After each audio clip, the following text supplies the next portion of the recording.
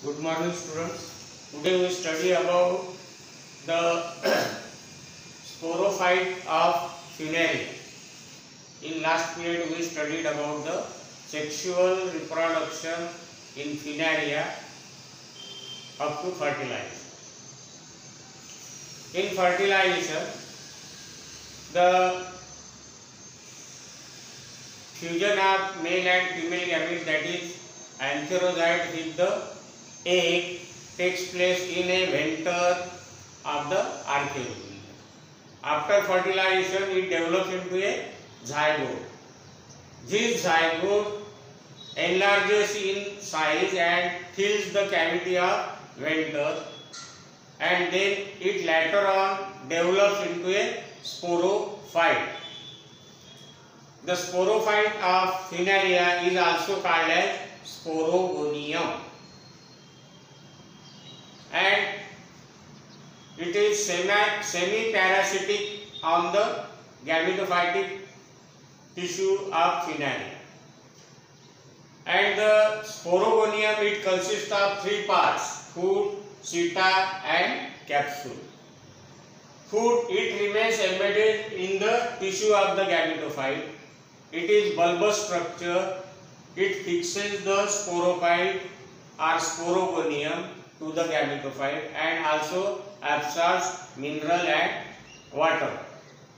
While the seta is the middle part of the sporogonium or sporophyte, it is long, flexible, elongated structure.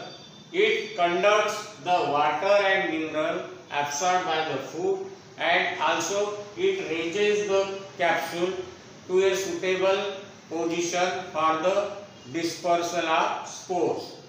While the capsule is the topmost part of the sporogonium or sporophyte, and it is a complex structure. The capsule, it is again divided into three parts internally: nutritive region, fertile region and dehiscing region. The nutritive region is the basal part of the capsule, and it consists of epidermis, cortex and central conducting strand. The conducting strand consists of elongated parenchymatous cells which conducts the water and minerals through the seta region. And just outside the conductive strand present cortex, it consists of parenchymatous cells having chloroplast in them. That's why they perform the function of photosynthesis. The outermost layer of the nutritive region is epidermis. It is single layered, compactly arranged and having number of stomata at intervals. Next region is fertile region. Fertile region, it also consists of central sterile part, columella, then spore sac, then air chambers, then hypodermis and again epidermis. The central sterile part is called as columella, and it consists of parenchymatous cells, and it extends in the dehiscing region also, and it provides the mechanical strength to the capsule. Outside the columella surrounds the spore sac. The spore sac, it is 2 to 3 layered towards outside, while it is single layered towards inner side. And in spore sac there are large number of spore mother cells. These spore mother cells on meiotic division develops into 4 haploid spores. In this manner, large number of spores are produced in spore sac. Outside the spore sac there is a air chambers. These air chambers are traversed by means of large number of transverse bars. These transverse bars are called trabeculae. These are the partition wall. The air chambers are filled with air and it provides air for the respiration of spores, and also it keeps the capsule buoyant in an atmosphere. Outside the air chamber there is hypodermis. It also consists of outer 2 to 3 layered parenchymatous cells and inner 1 to 2 layers of parenchymatous cells containing chloroplast in them. The outermost layer is epidermis. It is without stomata. Stomata are present in the nutritive region while they are absent in fertile region. The epidermis at the top, it is invaginated to form a diaphragm. The uppermost region is called as dehiscent region.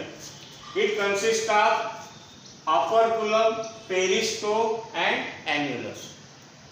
The operculum, it is inwardly placed dome-shaped structures arranged in 4 to 6 rings, and at the base it has a long thin-walled cells called as annulus, and inner to the operculum there is present peristome. Peristome and annulus helps in the dispersal of spore and opening the mouth of capsule. Means, and dehiscence of the capsule takes place in dry season. When the season is dry, that time the cells of the annulus and peristome, they lose water and breaking of annulus takes place. At the annulus takes place, that's why the operculum is thrown away and the peristomal teeth, they remains open and mouth gets open. The peristome, it consists of 32 peristomal teeth. These 32 peristomal teeth are arranged in 2 rings, each having 16 peristome teeth. These are conical structures. The outer peristome teeth, they are elongated, thick, with transverse striations and brownish in color due to the deposition of lignosuberin. And the inner 16 teeth, they are smaller in size, they are also conical, colorless and without striations.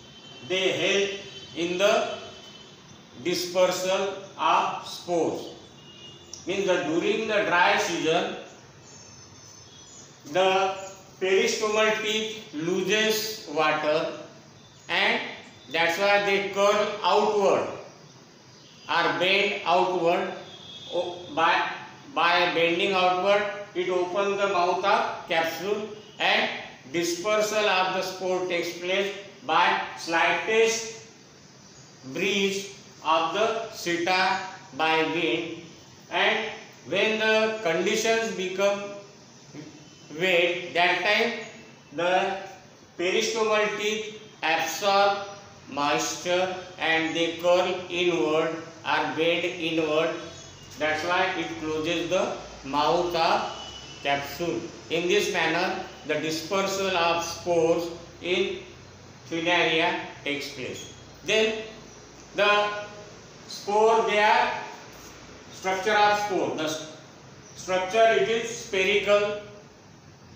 As the spores are haploid, they are uninucleate and they covered by means of 2-layered wall. The outer thick sculptured exospore and inner thin endospore. The spores get liberated out by means of wind and they, when fall on suitable substratum, there they germinate. At the time of germination, the exospore absorbs water and becomes soft. It breaks and endospore comes out in the form of germ tube. And later on it develops into a branch filamentous structure called as primary protonema. means the primary protonema develops from the germination of spore, and it consists of branch structures. Their branches are of two types: chloronymal branches and rhizoidal branches. The chloronymal branches having the transverse or perpendicular septa, while the rhizoidal branches have the oblique septa. The rhizoidal branches are brownish in color without chloroplast, and they fix the chloronymal branches to the substratum, and they absorb water and minerals from the substratum. While the chloronymal branches, they are, as name indicate, they are green in color, having a large number of chloroplasts in them.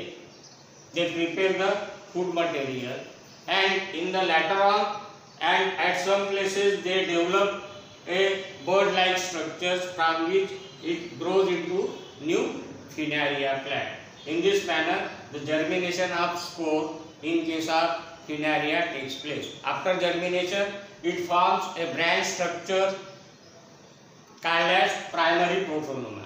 The primary protonema consists of two types of branches: chloronymal branches and rhizoidal branches.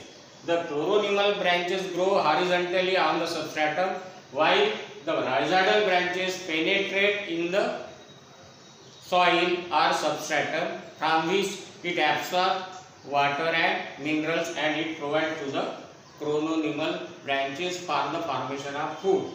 The rhizoidal branches have obliquely placed septa, while the chloronymal branches have the perpendicular septa. The chloronymal branches contain chloroplast in them. They prepare their own food material, and it looks like a algal plant. In the at maturity of primary protonema, it develops at some places bird-like structures, that later on it grows into a new Funaria plant. In this manner, the life cycle of Funaria consists of two phases: gametophytic phase and sporophytic phase. Gametophytic phase is a haploid phase which is followed by the formation of fusion of gamete, and after fusion it develops into a zygote. Zygote is the beginning of sporophytic generation, while the spore is the beginning of gametophytic generation. In this manner, your first unit is completed.